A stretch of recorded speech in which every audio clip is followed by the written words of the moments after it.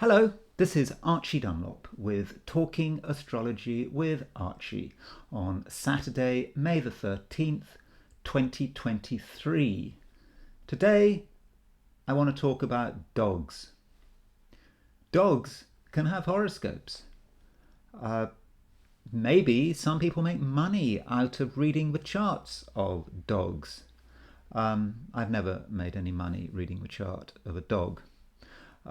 Nonetheless, I have tried to read the chart of my own dogs. I think with some success. My previous dog, I think that her chart in many respects described who she was, and in terms of transits and timing, I think when she died last year at the age of 13 and a half, I think the chart very much indicated it. That our dog was born, I believe, on a very, or she was born on a very tight Sun Saturn aspect, and she died on a very tight Sun Saturn aspect, even though the aspects were not completely linked with each other. You know that is something in astrology. If you have a very close aspect in your chart, you can respond to that cycle. So if you have a close Sun Saturn aspect in your chart, you may be very sensitive to the Sun Saturn cycle. And it does seem that our previous dog, who died last year, was very sensitive to this cycle. We now have another dog, and I want to look at her chart. Now, before I do that, I want to go over some of the complications of looking at a dog's horoscope. Dogs are not born on their own. They're born in a litter. I don't know, 5, 6, 7, 8, whatever dogs are born at the same time or very close to each other. And so you could say they all have the same chart, pretty much. And so how can astrology in any way differentiate between those different dogs? It's like with humans and twins. I mean, it is a bit of a problem that astrologers sometimes have difficulty explaining, or people born on the same day. In a previous video, I mentioned the fact that Princess Diana and Victoria Nuland were born on the same day in 1961. Very different people. Princess Diana, Queen of Hearts; Victoria Nuland, someone who is in many ways responsible for the carnage going on in the Ukraine. Both of them had Aries point on the Mars Saturn midpoint, but that worked in different ways. With Princess Diana, it was a manner of her very public death.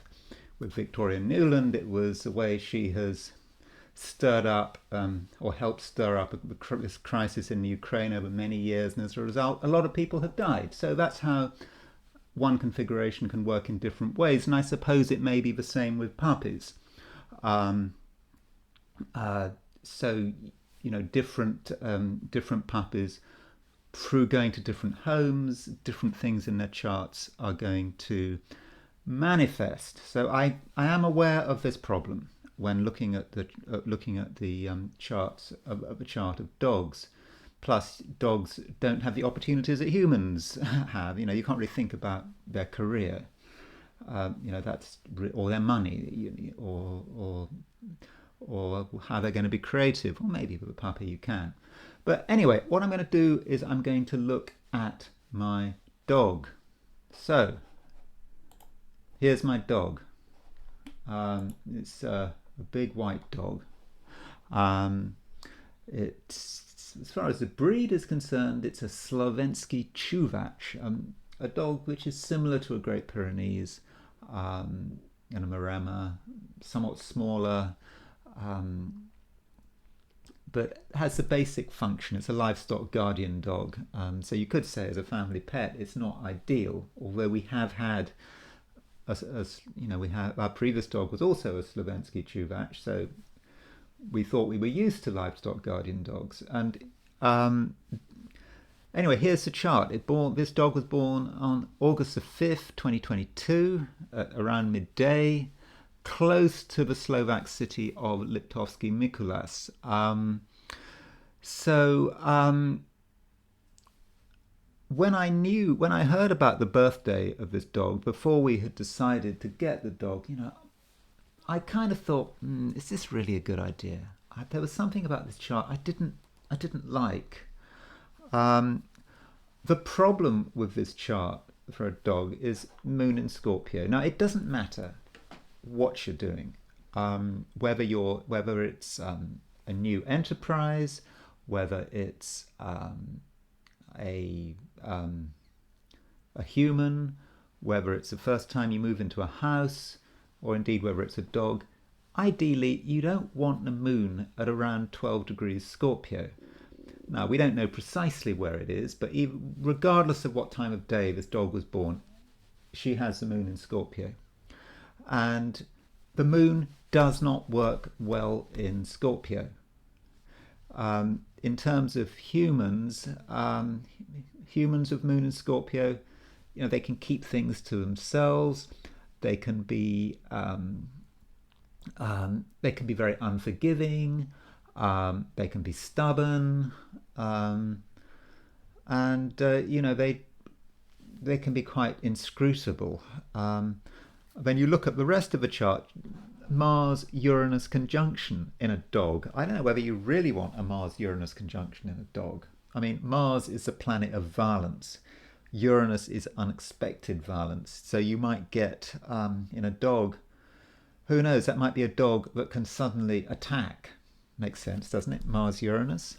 And to make matters worse, you've got the sun in Leo for a dog. I mean, the sun in Leo, prima donna. Who's got sun in Leo?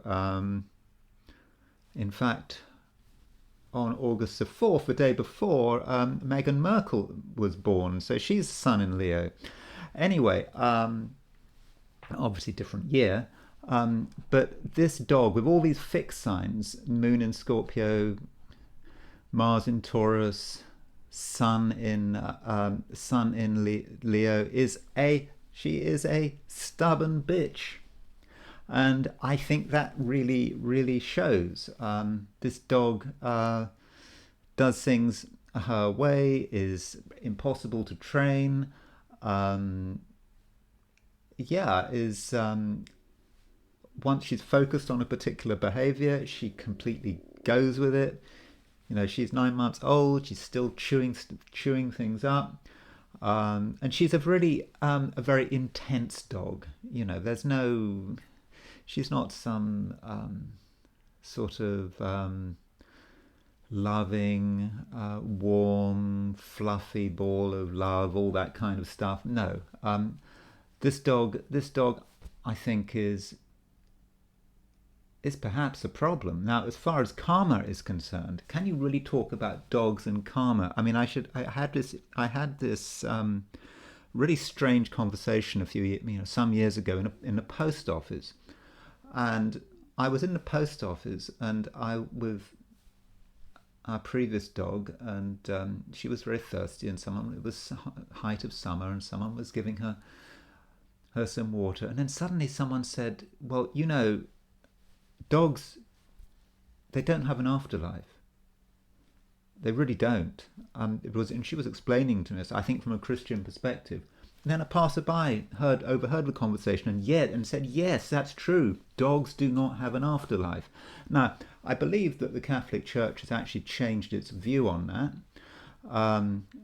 It seems a bit ridiculous that dogs don't have an afterlife, but humans do. I mean, we're all animals. We've all got a central nervous system. Anyway, as far as this dog's karma is concerned, in astrology, the North Node is where we're going to. South Node is where we're coming from. And you can see that our dog, by the way, our dog is called Chari, and this is Slovak for a charm. And Chari has got the moon conjunct the South Node, and her intensity, her obsession with her own feelings and the way she, the way she is, that's something that she should be moving away from.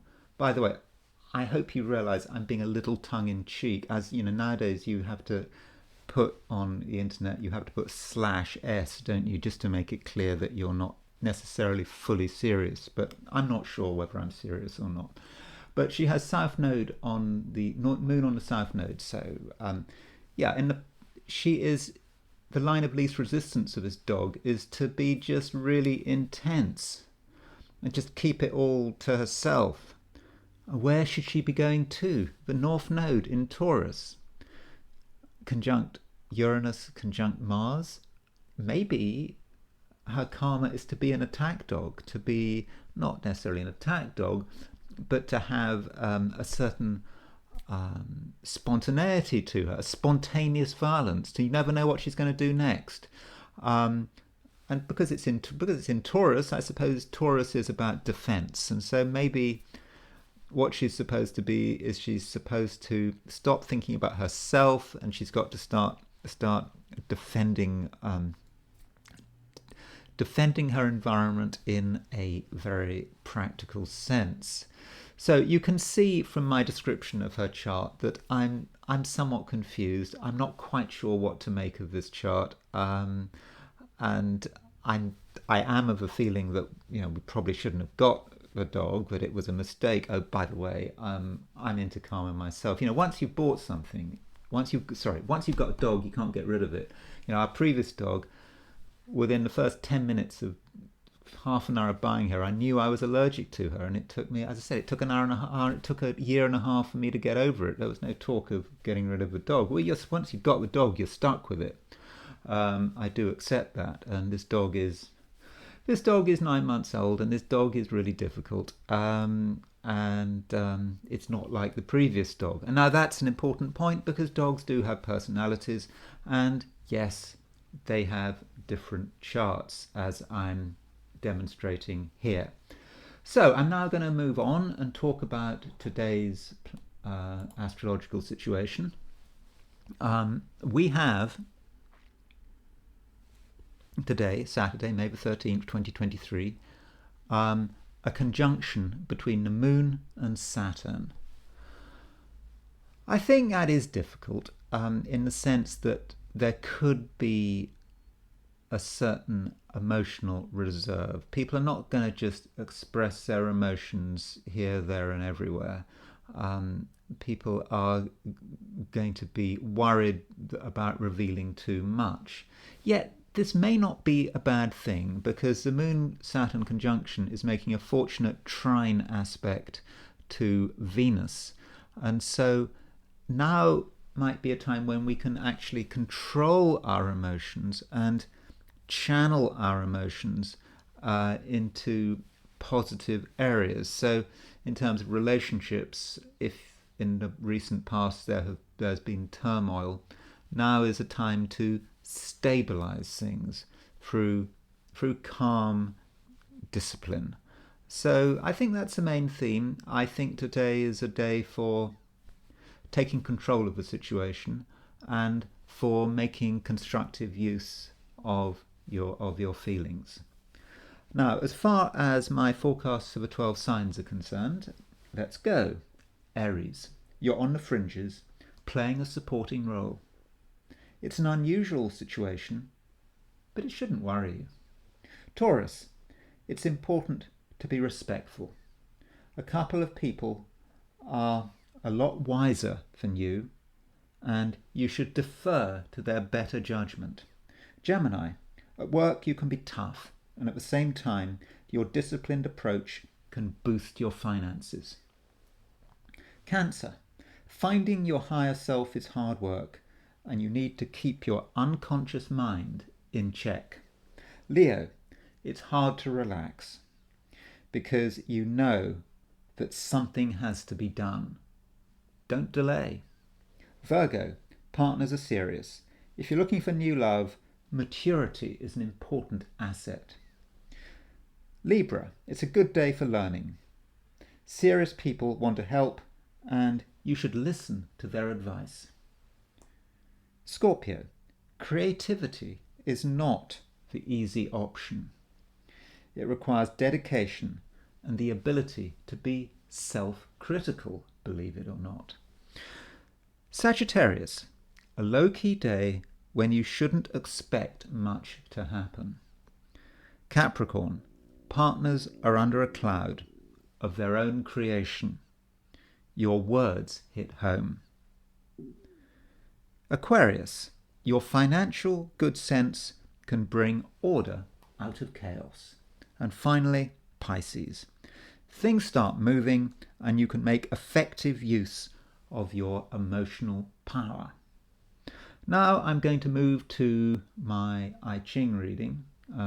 As usual, I threw the coins, asking the question, what is Saturday going to be like for visitors to my YouTube channel? And I got the 13th hexagram, hexagram 13, locked. Now when I say locked, I mean that the hexagram doesn't move to anywhere else. It stays at 13.